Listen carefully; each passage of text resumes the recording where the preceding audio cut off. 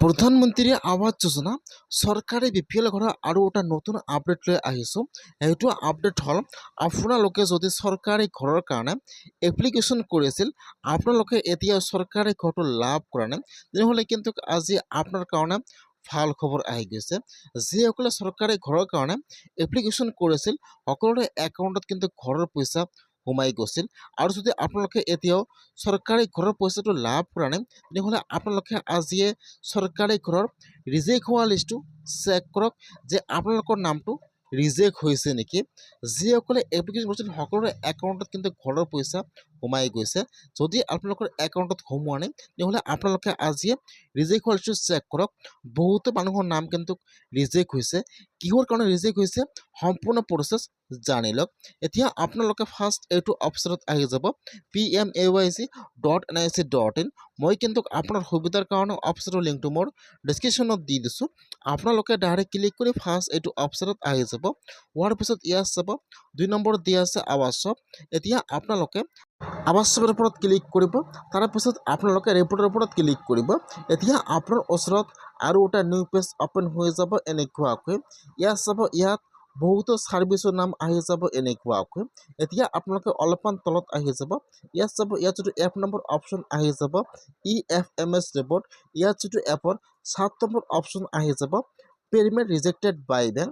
এতিয়া আপোনালোকে এপৰ 7 নম্বৰ অপশ্যনৰ ওপৰত ক্লিক কৰিব। এতিয়া কিন্তু আপোনাৰ ওচৰত এইটো পেজ অ'পেন হৈ যাব এনেকুৱাকৈ। ফাৰ্ষ্ট চাব দিয়া আছে 1 ইনষ্টলমেণ্ট। এতিয়া আপোনালোকে ঘৰৰ কোনটো কিস্তি লাভ কৰা নাই, আপোনালোকে ইয়াৰ পৰা সেইটো কিস্তি ছিলেক্ট কৰি লৈ ল'ব। যদি আপোনালোকে 1 নম্বৰ কিস্তিটো লাভ কৰিছে, আপোনালোকে এতিয়াও 2 নম্বৰ কিস্তি লাভ কৰে, আপোনালোকে ইয়াৰ পৰা সেইটো ছিলেক্ট কৰি লৈ ল'ব। যিহেতু আপোনালোকে এতিয়াও ঘৰৰ পইচা লাভেই কৰা নাই, আপোনালোকৰ একাউণ্টত এতিয়াও 1 নম্বৰ কিস্তি সোমোৱা নাই। ইয়াত চাব, ইয়াত অলৰেডি 1 নম্বৰ কিস্তি ছিলেক্ট কৰা আছে আৰু ছিলেক্ট কৰিব নালাগে। তলত চাব দিয়া আছে অল ষ্টেট, সেইটো অপশ্যনৰ ওপৰত ক্লিক কৰিব। এতিয়া ইয়াত ফাৰ্ষ্ট আহি যাব ষ্টেট নাম। ফাৰ্ষ্ট আপোনালোকে ষ্টেট নাম আছাম ছিলেক্ট কৰি লৈ ল'ব। তাৰপিছত ইয়াত যিটো আপোনাৰ ডিষ্ট্ৰিক্টৰ নাম আছে ছিলেক্ট কৰি লৈ ল'ব। তাৰপিছত ইয়াত আহি যাব আপোনাৰ ব্লকৰ নাম। এতিয়া আপোনালোকে ইয়াত আপোনাৰ ব্লকৰ নামটো ছিলেক্ট কৰি লৈ ল'ব। ষ্টেট নাম, ডিষ্ট্ৰিক্টৰ নাম আৰু ব্লকৰ নাম, আৰু তলত যিটো কেপচা আহি যাব। এতিয়া আপোনাৰ তাত যিটো কেপচা আহি যাব, কেপচাটো বহাই দি আপোনালোকে এতিয়া ছাবমিটৰ ওপৰত ক্লিক কৰিব।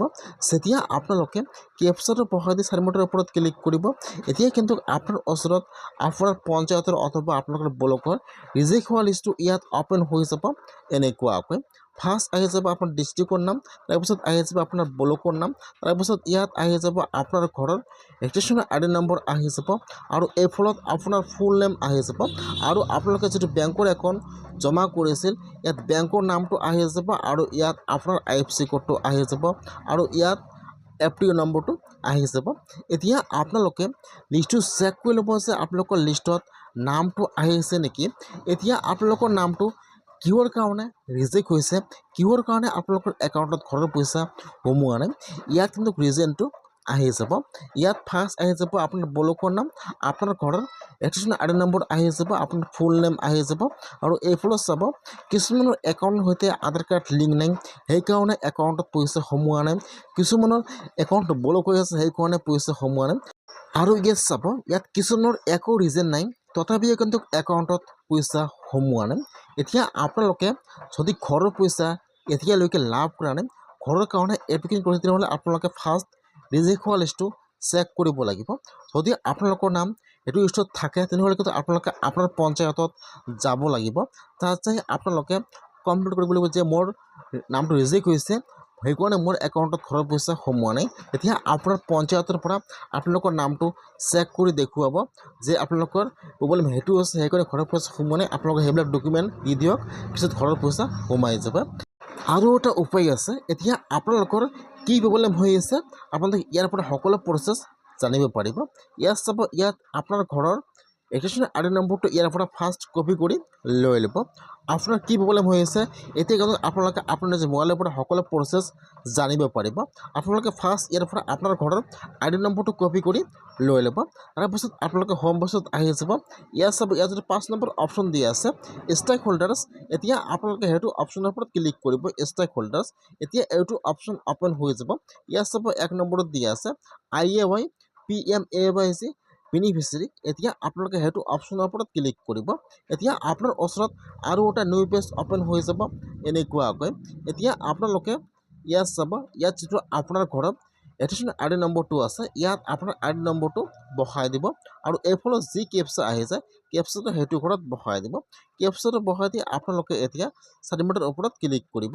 যেতিয়া আপোনালোকে ছাবমিটৰ ওপৰত ক্লিক কৰিব এতিয়া কিন্তু আপোনাৰ ওচৰত ইয়াত ফাৰ্ষ্ট আপোনাৰ ডিটেইলছটো অ'পেন হৈ যাব।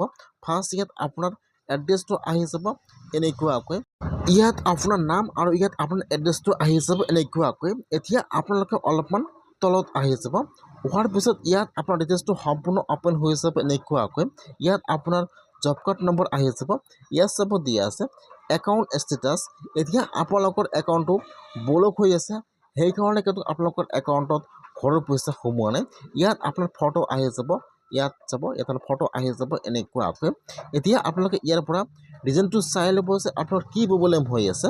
এতিয়া আপোনালোকে আপোনাৰ পঞ্চায়তত যাব লাগিব, তাত চাই আপোনালোকে আপোনাৰ সকলো ডকুমেণ্ট জমা কৰিব লাগিব। যেতিয়া আপোনাৰ পঞ্চায়তৰ পৰা আপোনালোকৰ নামটো ভেৰিফাই কৰিব তাৰপিছত কিন্তু আপোনালোকৰ একাউণ্টত ঘৰৰ পইচা সোমাই যাব। যিসকলে চৰকাৰী ঘৰৰ কাৰণে এপ্লিকেশ্যন কৰিছিল জিঅ'টেক হৈ গৈছে এতিয়ালৈকে ঘৰৰ পইচাটো সোমোৱা নাই সেইসকলে আজিয়ে ৰিজেক্টৰ লিষ্টটো চেক কৰক।